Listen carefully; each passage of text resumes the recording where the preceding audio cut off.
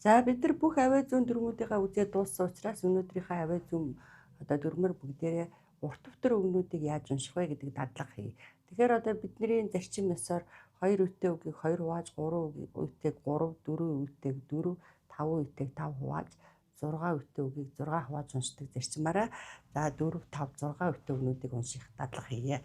За тэгэхээр одоо 1 гэвлэгчийн урдуур, 2 гэвлэгчийн дундуур, 3 гэвлэгч байгаа бол төгсгөлийн гэвлэгчийн урдуур тасалдаг дүрмээрээ үгээ хуваагаад эхлээд удаан дараа нь хурдан унших дасгалаа хийе. За жишээ нь understanding 4 хаалаа шүү дээ. Одоо хурдан нэмээд understanding ойлголт. University 5 хаалаа. University их сургууль. Fortunately 5 хаалаа. Хурдан нэмлээ fortunately аз болоход гэдэг сул үг.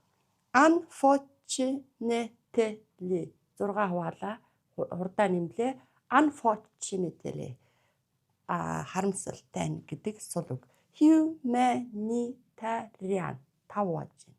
Humanitarian хүмүүнлэгийн ухааны их сургуулийн бол Humanitarian University гэж хэлэх нь шүү дээ.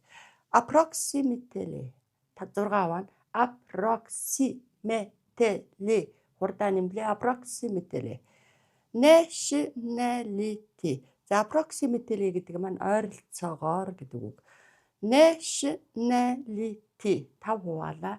Nationality үндэстэн. What nationality are you? Чи ямар үндэстэн бэ? I'm Mongolian. За би Монгол үндэстэн. За 4 үетэй secretary нарийн бичгийн дарга.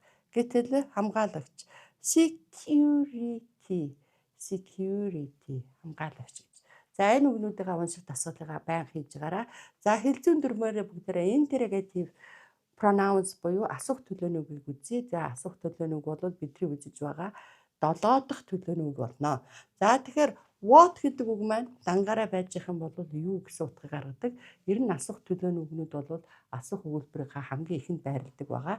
За жишээ нь what are you reading? Чи юу уншиж байгаа юм бэ гэж. За онцгойлон асуух үгтэй өгүүлбэрт тийм үгүй гэж хариулж болохгүй шүү дээ.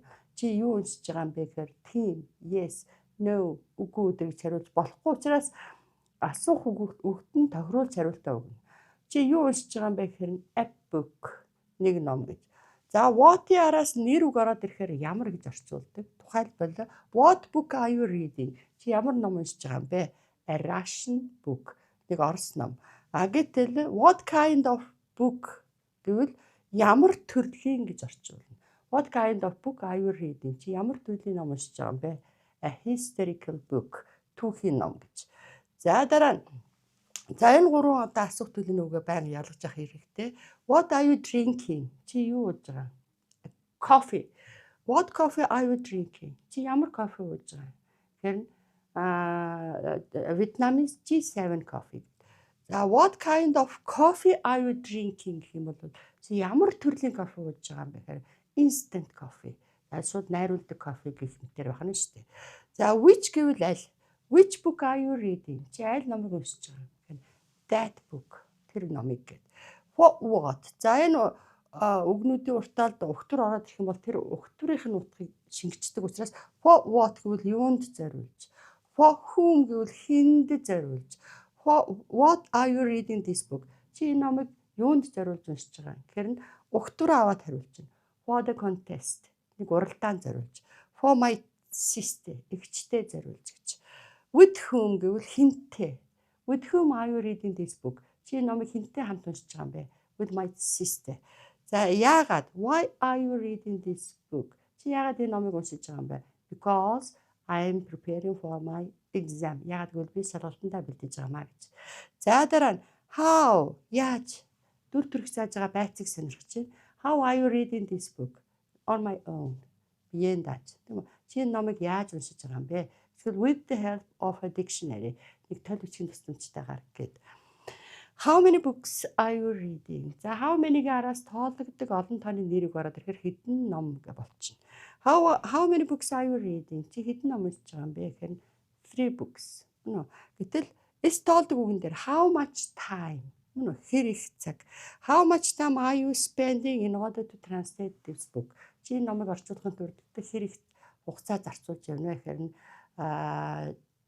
a week, нэг 7 хоногийн хугацаа гэх мэтээр хариулна. За дараагийнхаа хичээлээр бүгдээрээ үргэлжлүүлнэ.